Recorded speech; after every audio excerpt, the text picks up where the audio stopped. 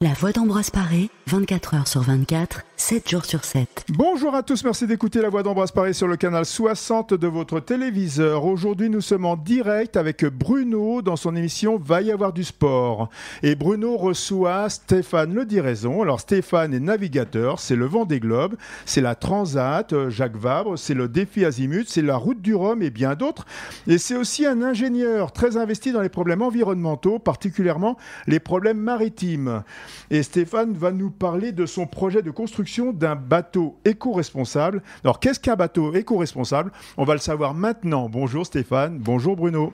Salut Patrick, évidemment on va parler de tout ça, on va parler d'un bateau éco-responsable. Tu lances la question, on peut déjà la poser, mais bon, il y avait pas mal de sujets dont on voulait parler avec Stéphane. C'était aussi pour essayer de prendre l'air du large. C'est vrai que c'est quand même un élément que toi tu connais bien Stéphane, mais qui fait rêver tout le monde. Alors moi personnellement ça reste au niveau du rêve, mais bon il y en a qui vont un peu plus loin que ce simple rêve. Donc première question, alors qu'est-ce qu'un bateau éco-responsable ? C'est vrai que c'est devenu un petit peu, presque une tarte à la crème, l'éco-responsabilité. Oui, c'est vrai qu'on peut se poser la question, parce qu'on nous rabâche les oreilles un petit peu avec toutes ces terminologies. Concrètement, si je reviens un petit peu en arrière, effectivement on entend parler beaucoup d'environnement au quotidien. Mais quand on navigue autour de la planète, et en particulier autour de l'Antarctique, comme c'est le cas sur un Vendée Globe, on a l'occasion d'aller voir un certain nombre de choses dont on entend parler.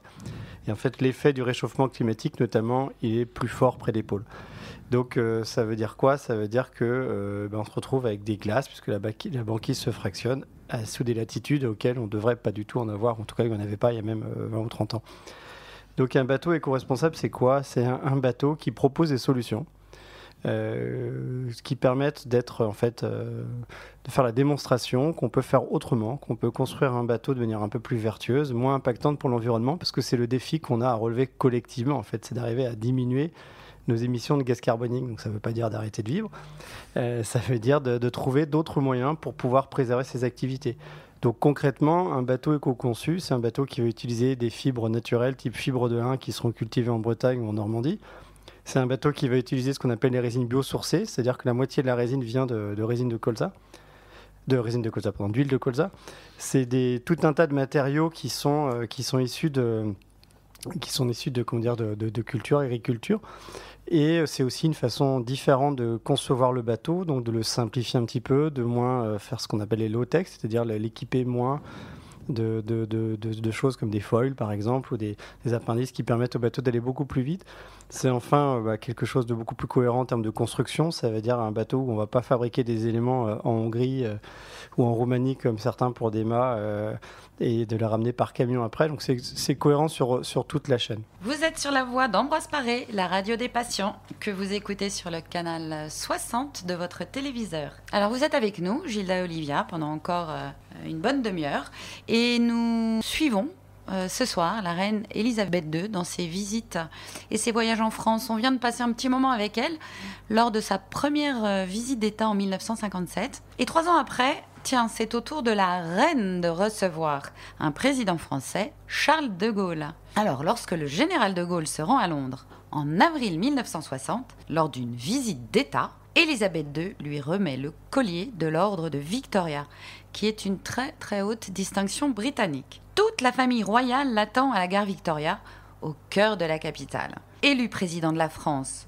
l'année précédente, en 1959, il reste pour les Britanniques très lié à Londres, où il s'était exilé 20 ans plus tôt et d'où il avait piloté la libération de la France. Alors l'accueil à Londres est incroyable. Le premier président de la Ve République prend place dans le carrosse royal aux côtés de la reine, sur fond de Marseillaise, pour se rendre à Buckingham Palace. Les Londoniens sont présents par milliers dans les rues pour accueillir un des héros de la Seconde Guerre mondiale et ils brandissent des drapeaux tricolores. L'honneur est tel que dans la soirée, à l'issue du banquet spécial donné en son honneur, le général de Gaulle, tenez-vous bien, apparaît sur le balcon du palais pour saluer la foule et observer le feu d'artifice. Je ne sais pas s'il y a tellement de chefs d'État étrangers qui sont apparus aux côtés de la reine sur le balcon. Non, il y a surtout Churchill, on a des photos de Churchill, mais après la Deuxième Guerre mondiale, où il est sur le balcon du palais avec la famille royale. En tout cas, grand honneur. Alors, on va retourner en France toujours, mais cette fois-ci en 1967 pour une tournée des haras normands. Alors, il n'est un secret pour personne que la reine adore les chevaux. On dit même qu'elle dévorait chaque matin la presse spécialisée pour s'informer des résultats des courses. En 65, Elisabeth II avait confié au général de Gaulle, venu assister à Londres aux funérailles de Winston Churchill, qu'elle aimerait entreprendre une tournée des haras français. 16 mois plus tard, en mai 67, la reine arrive en Normandie pour une visite de 3 jours. Elle avait établi son quartier général au château de Sassy, près d'Argentan, chez le duc d'Audifray-Pasquier. En guise de cadeau de bienvenue, celui-ci a fait relier à ses couleurs un répertoire des étalons de pur sang, ainsi que les collections du magazine Course et Élevage des années 66 et 67. Vous écoutez La Voix d'Ambroise Paré, la radio des patients, et c'est David avec vous pour l'émission Réservoir Rock sur l'être humain, avec à suivre People Are Strange des Californiens The Doors sur leur deuxième album Strange Days, paru le 25 septembre 67, quelques mois après l'album Sgt. Pepper's Lonely Hearts Club Band des Beatles, dont ils se sont inspirés et qu'ils ont réussi à obtenir une copie avant sa sortie. En 84, les Anglais Depeche Mode interprètent People Are People, qui leur permet d'acquérir une renommée internationale sur leur 4e album Some Great Reward. En 68, les Américains Sly and the Family Stone, originaires de San Francisco, poussent un cri de protestation envers les préjugés en tout genre, en délivrant le message que tous les gens sont les mêmes, quelle que soit leur race ou leur milieu social. Également sur leur 4e album Stand. Et maintenant, La Voix d'Ambroise Paré, 24 heures sur 24, 7 jours sur 7.